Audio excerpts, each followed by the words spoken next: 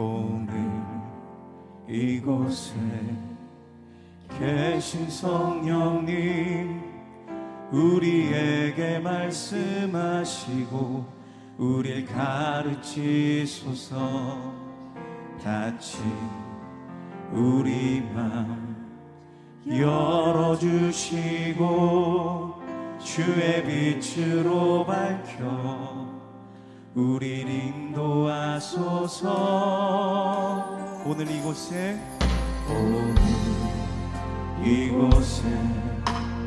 계신 성령님, 우리에게 말씀하시고 우리를 가르치소서.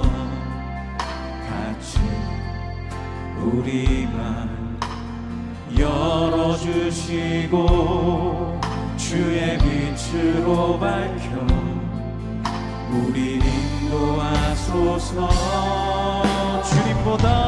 주님보다 앞서지 않고 겸손하게 주님의 말씀 기다리니 주님 손에 문을 드립니다. 사랑으로 인도하소서. 아멘. 자기가 하늘에서 내려온 떡이라 하심으로 유대인들이 예수에 대하여 수군거려 이르되, 이는 요셉의 아들 예수가 아니냐?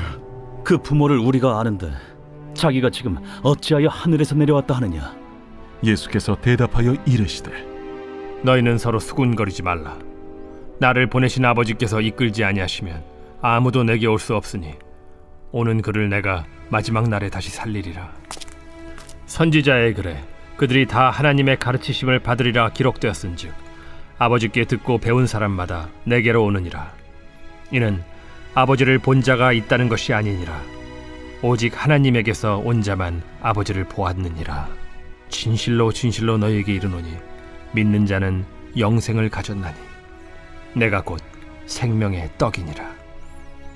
너희 조상들은 광야에서 만나를 먹었어도 죽었거니와 이는 하늘에서 내려오는 떡이니 사람으로 하여금 먹고 죽지 아니하게 하는 것이니라. 나는 하늘에서 내려온 살아있는 떡이니 사람이 이 떡을 먹으면 영생하리라. 내가 줄 떡은 곧 세상의 생명을 위한 내 살이니라. 그러므로 유대인들이 서로 다투어 이르되, 이 사람이 어찌 능히 자기 살을 우리에게 주어 먹게 하겠느냐?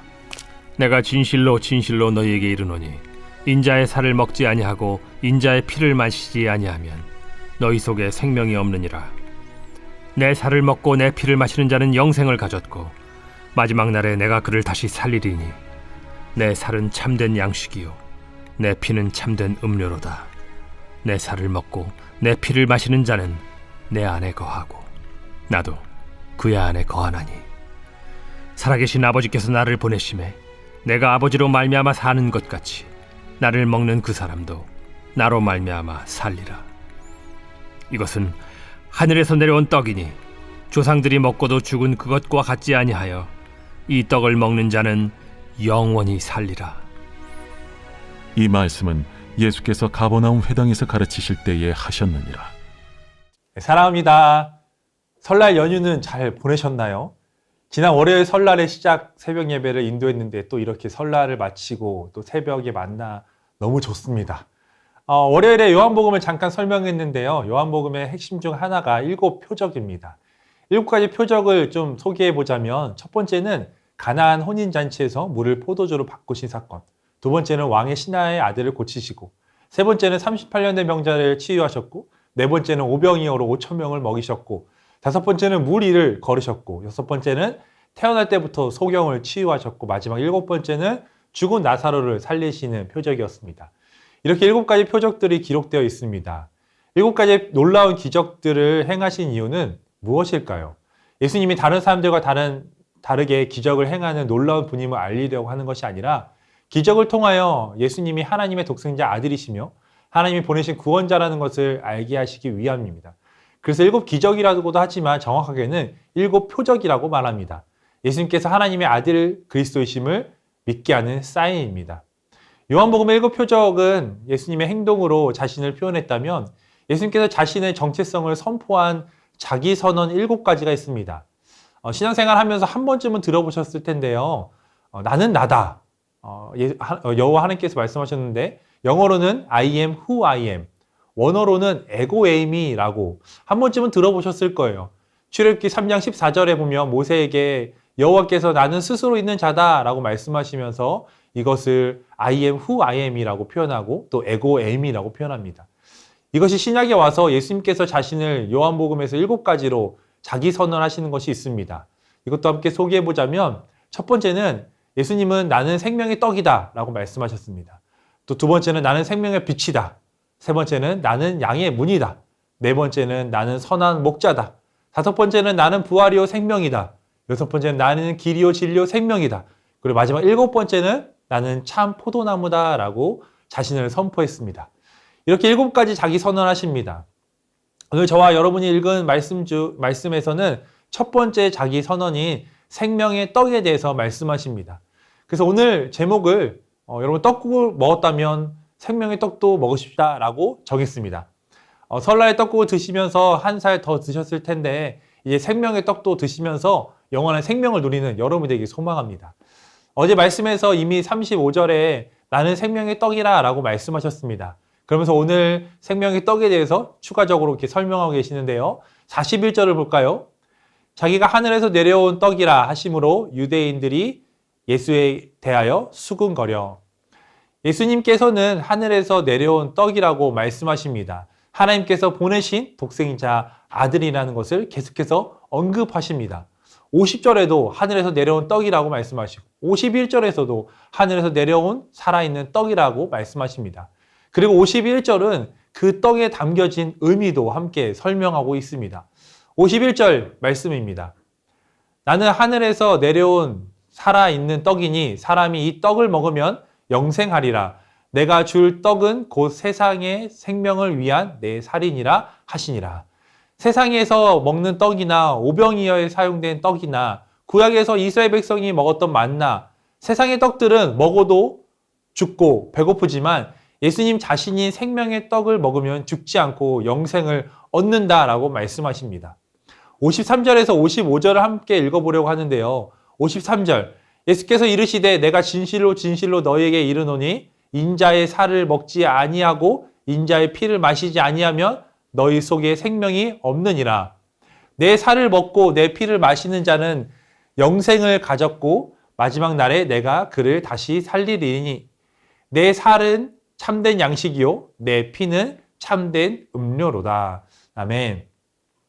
53절에서 55절 읽으면 떠오르는 것이 있습니다. 바로 성찬입니다.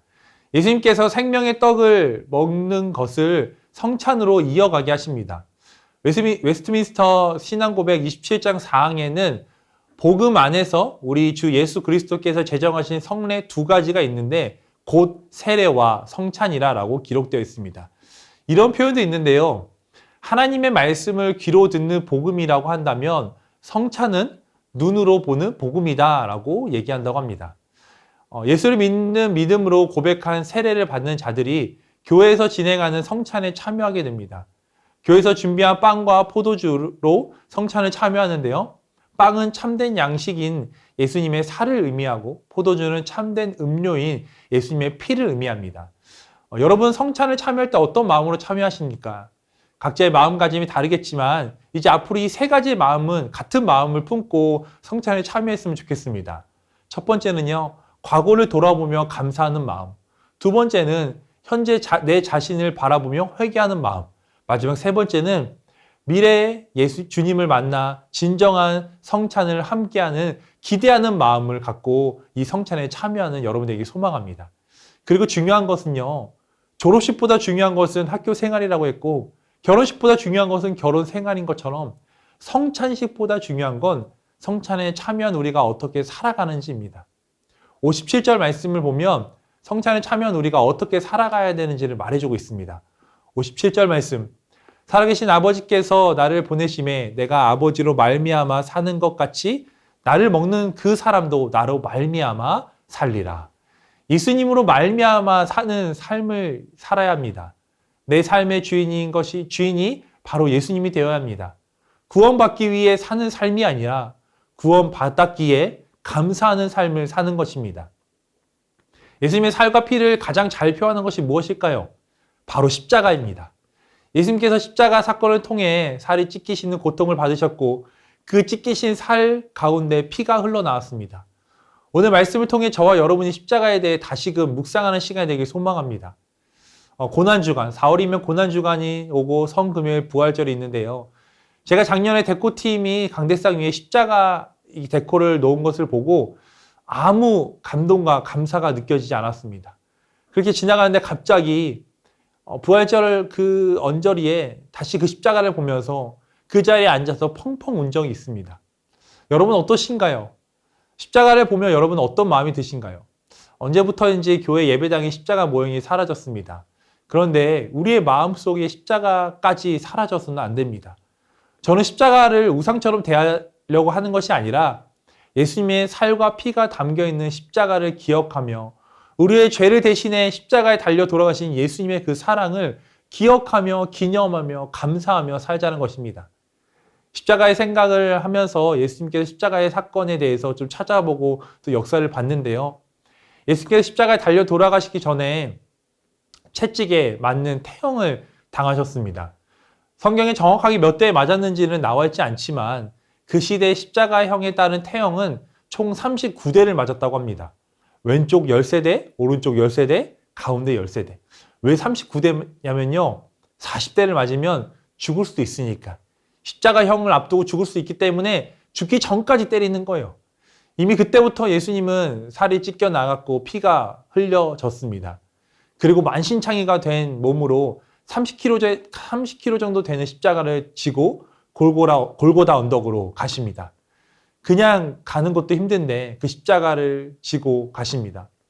골고다 언덕에 도착하여 13cm 정도 되는 못을 손목에 그리고 발목에 박습니다. 손등에 박으면 찢어질까봐 손목에 박은 것입니다. 십자가 사건의 사인이 무엇인지 아십니까? 어떤 이유로 십자가 사건에서 죽는지 아십니까? 질식으로 인한 호흡 곤란이라고 합니다. 이 중력으로 몸이 이렇게 처지면 폐를 누르고 숨을 쉬기 힘드니까 다시 오릅니다. 이렇게 오르고 다시 또 처지고 이렇게 반복하다가 숨을 쉴 수 없어서 죽게 된다는 것입니다. 예수님과 함께 십자가에 달린 죄수들을 로마 군인들이 어떻게 합니까? 다리를 부러뜨립니다. 왜 다리를 부러뜨려요? 다시 올라가서 숨을 쉴 수 없기 때문에 빨리 죽게 하기 위해서 다리를 부러뜨립니다. 그러나 이미 예수님은 다리를 부러뜨리기도 전에 죽으셨다라고 기록되어 있습니다. 그것을 확인하기 위해서 로마 군정들이 옆구리에 창을 찔리게 됩니다. 그걸 찔렀더니 물과 피가 쏟아져 나왔습니다.